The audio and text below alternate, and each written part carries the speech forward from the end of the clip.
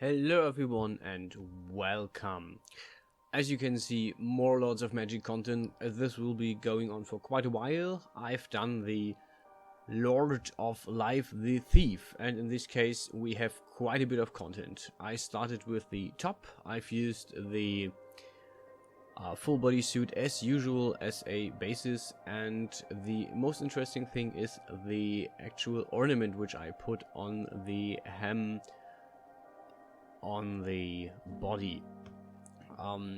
Actually, the most, I found a few old files of mine dating back to 2019, where I actually did a first interpretation of the character. You can, if you look through my old files on my Discord or scroll a lot of time through my Patreon, you will find an archer with similar clothing already, and I did that a long time ago, almost 3 years, 2.5 to be more precise. And I revisited it, I checked a few of the files and I actually reused a bit of it, but I also did this again. The ornament which I'm currently doing is from that file. I used that there, and I basically rediscovered this for this project, which is kind of cool. With the new techniques that I have, the extrusion which I found in between the what I just used, the with the additional lines, the connection tool which I just used, this has improved a lot in quality, which is very interesting to me. And yeah, this is basically the most interesting part of the top.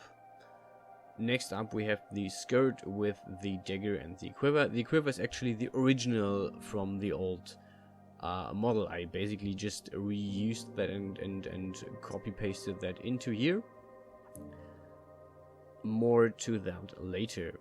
There's also a bit of an interesting copy paste going on with the knife. I made the knife and you will actually see me do it, but the knife as well as the skirt will get an extra video on the weekend, because I used some new techniques in there which I just discovered last weekend or these last few days. For example, how do I work with not having morphs on different parts of the body, and how do I not distort stuff that she is wearing. This is part of the video, so stay tuned for that. This will be a more technical video as well, and we will be quite a bit in depth 3D in that video on the weekend. As you can see, I've done the ornament on the hem again. This is basically what I am using as a marker for the life faction here, and the warrior actually doesn't have it yet. I'm thinking about revisiting the armor and putting it on a few places just so it is there, just so I have some connection between the pieces.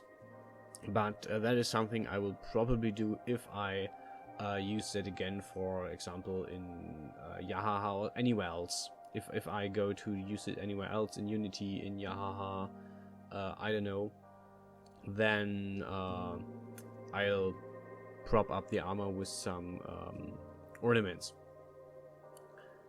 Yeah, what I also didn't do yet is rig the skirt. This is something I will do, but I didn't do it today because I had enough. I spent enough time on making the whole set. Roundabout, I think, 5 hours in everything, including the parts that you don't see me doing, like the quiver was finished. The bow I touched up, so I used the old model, but I changed it a little bit. But roundabout, I would say 4 to 5 hours, all in all pieces. I cut a few steps where basically I just started with doing something and then had to either redo it because I didn't save something, or the program crashed, or something else. What we're doing right now is actually, as you can see, we're touching up the skirt again. This will also be part of the weekend because I learned how to create morphs, and this is basically what I do. Is I touch up the original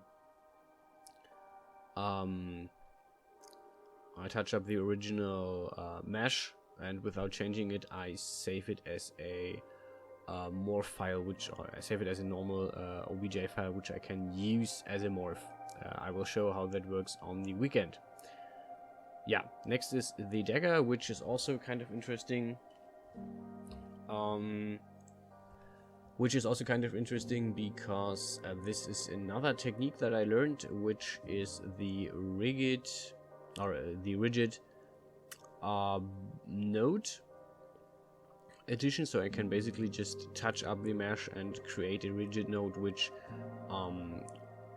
if I put stuff on the rigid node, for example any prop or anything, it gets moved but it doesn't get distorted. So this is basically anything that is put to it doesn't get distorted, and I will show you how to do that on the weekend, and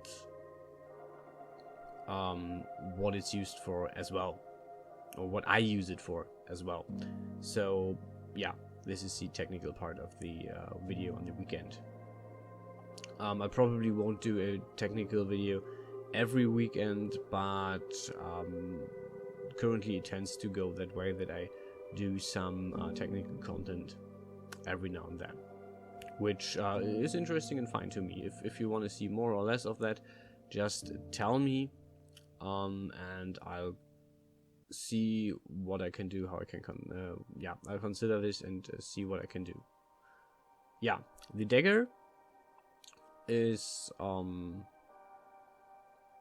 a single piece that I made. It's currently not so I didn't make it move out of the sheet. It's basically one piece, the sheet and the Dagger. I can, of course, since the Dagger is a prop, copy it in as well, copy it in as a single thing and just lose the sheet, but I didn't do this for this render. Yeah, lastly we do, or not lastly, this is wrong, at third we do the feet. Now these gave me quite a bit of a thought, because you know me well enough at this point.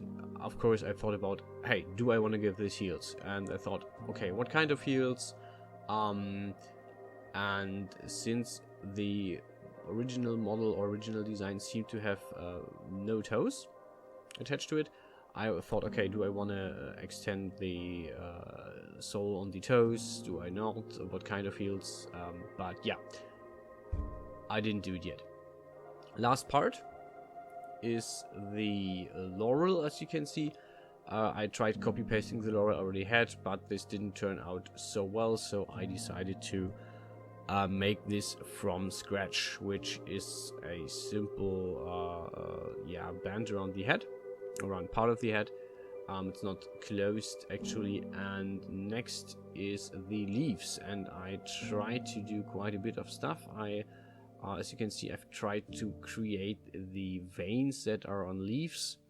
I was always a bit unhappy with the leaves and feathers I did, so I thought about how to improve on that, and I will also do the feathers at some point, the new ones, so keep your eyes peeled for that. Right there, I'm trying to work with the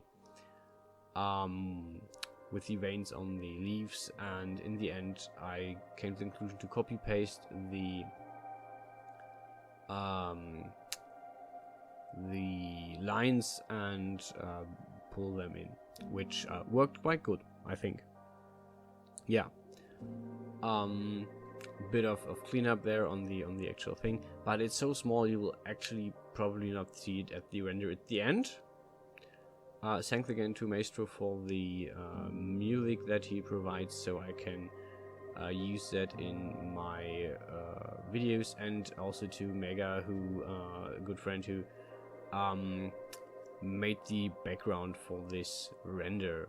So I'm usually using his backgrounds, and I'm really thankful for the help that I get from these friends. Yeah, this is it. The Laurel finishes with a gemstone, and you've already seen me create a lot of these, so this is nothing new. I streamlined the process a bit thanks to my new techniques, but in the end it's the same as always. Thanks for watching, and I hope you stay healthy. See you guys around.